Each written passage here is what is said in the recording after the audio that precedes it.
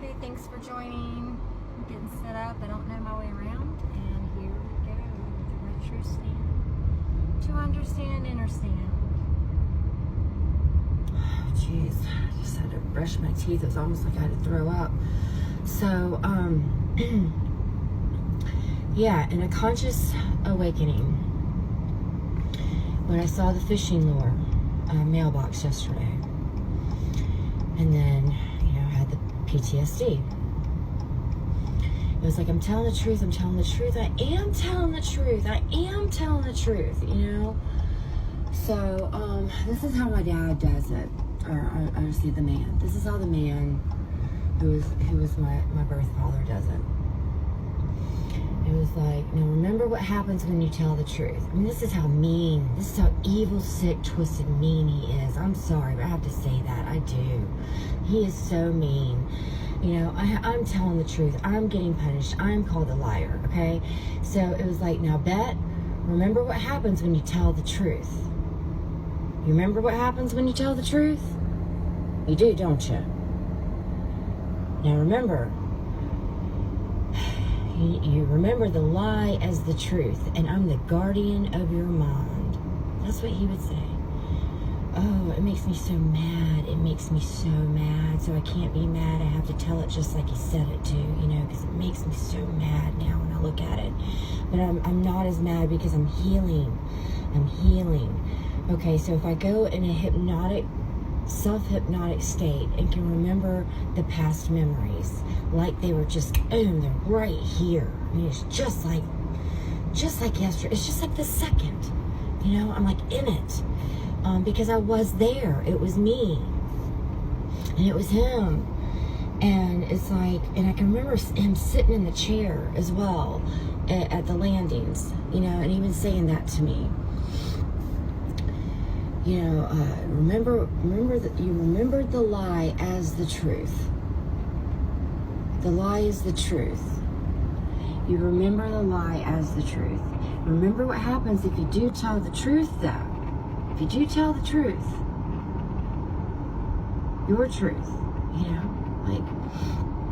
do you remember what happens when you tell the truth? And I'm like, no. I mean, I'm in shock. I would be in shock. It's like a paralyzation. You're just like, because the torture that happened before. So that remembrance, it paralyzes you, and you compartmentalize, you block it out, and it's just like, remember the lie as the truth, and I'm the guardian of your mind. I mean, oh my God, see, I don't want to go there because it makes me so mad. I have to be calm enough to face it and let it pass through me again. I'm just a little girl. I'm 4 years old in Conway. And I was like, I am telling the truth. I am telling the truth. And this is about, the TT to PP and all that, kicking the tree and everything. And it's like, but I am telling the truth. And I just remember him kneeling down and pointing his finger in my face and being just so stern, his face so red, and just, that index finger just pointing right at me, and he would even point that finger right in the middle center part of my chest and the sternum, and just boom, boom, boom, boom. Now remember, and just point real hard. You remember now. You remember now. And then he would say it softly, I'm the guardian of your mind. And he would say, I am your God. I created you. You came from me, so I brought you into this world. And if I brought you into this world, I can take you out anytime I want. And he literally would say, just like that. Oh, it makes me so mad. And then I remember the dock, and it's like him holding the shoulders of the life preserver, Now, we're going to have to go back down there if you remember, okay? You want to go back down there? I'm like, no. I'm so weak. I'm so tired. So it's...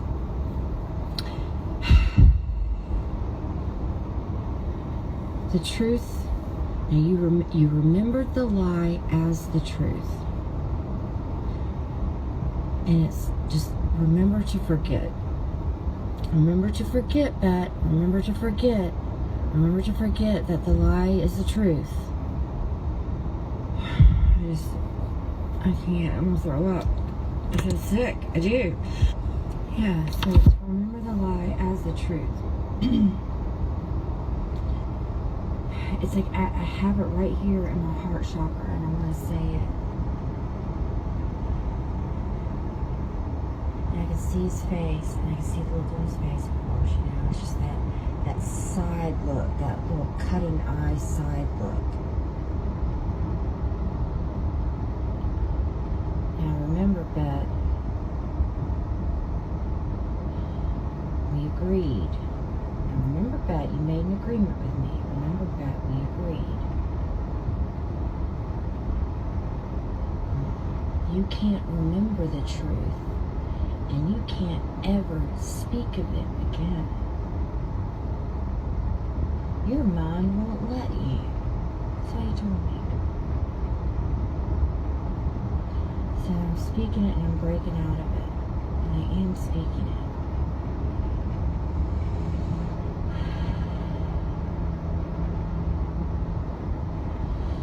Man.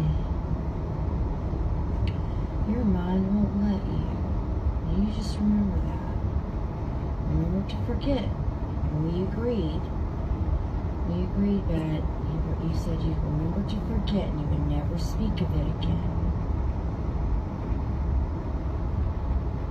So your truth isn't the truth, and it never will be.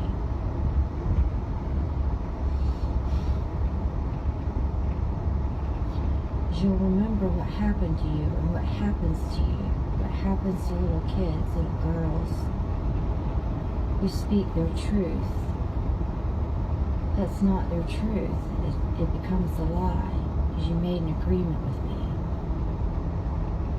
He gets you to make agreements in your mind and in your soul, and then you become that captive, and that is the root damage that causes that subconscious driven to the conscious of your choices throughout your life. And it's just, I'm amazed, because I have not studied into hypnotherapy. I'm amazed. I mean, obviously, I guess I don't have to, because I've lived it my whole life. But I'm amazed if they, in the teachings of it, which I just met someone who was a hypnotherapist, very close to getting the formal certification or whatever. But it is the how do they not teach the damage that can cause? If they do teach that, then he would know the damage that it can cause to have trauma suppressed so much,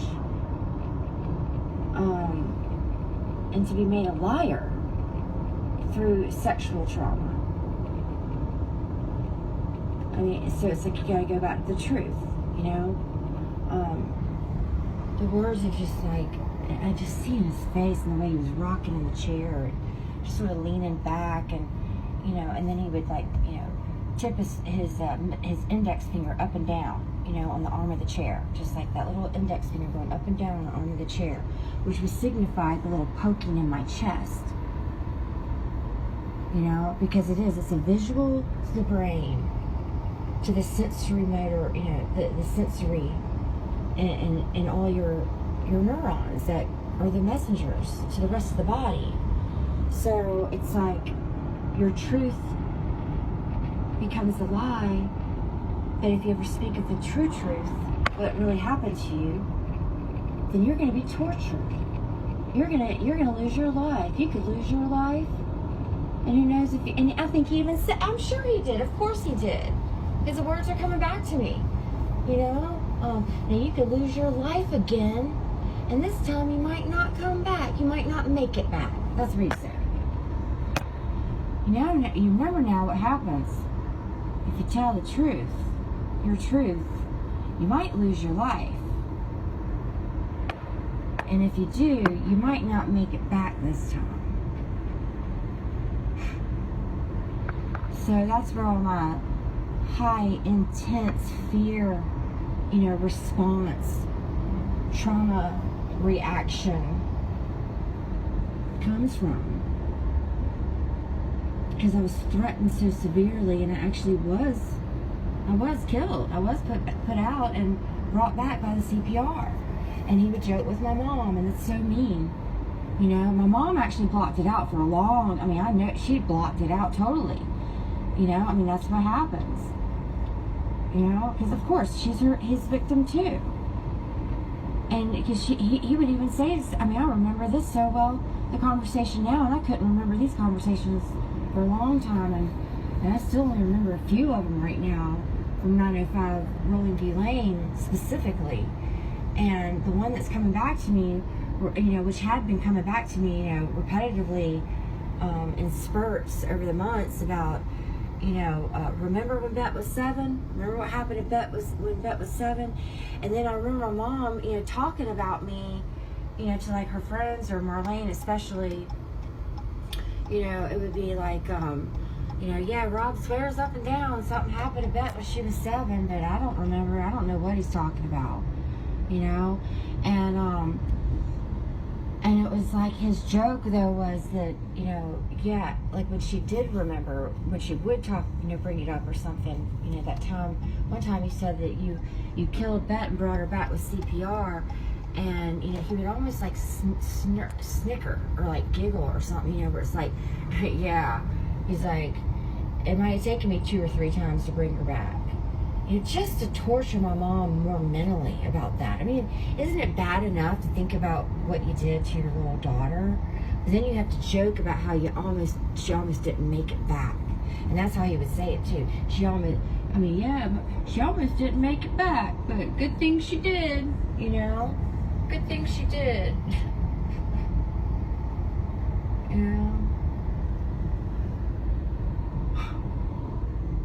Good thing she did. She was worth more to us alive. Otherwise Aunt Millie wouldn't have given her that ring. That's the whole thing right there too, right there. Getting to that center about Aunt Millie. Because there were so many rumors. I just know there were rumors about that. And my Aunt Eve would say, watch out for this one, she's going to remember things. And my mom would swear up and down, Rob says she can't, Rob says she can't. She's in a living, trance. She's in a living trance. That's in a trance, that's in a trance. So it's always been said. And I never got it. I really did. I was like, what are y'all talking about? Yeah, this is very energy draining. I'm so tired again. I gotta lay back down. But it is that truth couldn't be told. That's why my voice was silenced for so long. And he really expected that this day would never come. That I could speak it. I really could speak it. Yeah. These words are so powerful. This is the hardest for me to speak out now because these are my dad's exact words about me specifically. All these other conversations, a lot more easy to flow. But I have to find a way to do this. And this is like a time in the hallway as he's being a man. And so now I know why he was wearing his white underwear and white t-shirt when he stood in my door frame that day. And why he would wear his white underwear and white t-shirt just walking down the hallways in the house. No matter what age we were, didn't matter if I was an older woman or not, you know, of course, because that's the subliminal to the conscious visual to the subconscious driven. And it was like, you won't ever remember, because we would have a little fight about something, you know, just something, you know, I'm, you know, in my 20s, my teenage years. This is when this conversation come up. Me looking in the face, and the way he would hold his hand with always that one index finger hanging out. He might have a fist at the door with the one index finger out, you know, just kind of like pointing down with the fist, you know, leaning up against the wall or the door frame. So if it's in the hallway, it's the fist up against the wall. If it's the door frame, you know, it's the door frame. But it was like, sorry man, my throat, and just, I mean, this is part of the throat chakra. I have to speak it out. Come on, you know, like, I'm trying here to do this, and I don't want to close my eyes and be hypnotized anymore. But I mean, I guess I'm going to choose to go in this state of remembrance, because I want to be able to look out and say it though. So I'm looking out the window right now. I'm looking out and I'm going to say it. It was like, oh, okay. You won't ever remember your truth. You won't ever remember the truth. Your mind won't let you. I won't let you. I won't let you remember, because I'm the guardian of your mind. You made that agreement with me a long time ago. So you may never remember why. You got that? You got that? Yeah. Okay. And you agreed that you would... So, I gotta stop right there. That's what he would say. Move. Now, you just remember you agreed to do what I say. Just remember you agreed to do what I tell you to do. Just remember you agreed that, and you agreed that if you ever do remember, you'll remember to forget.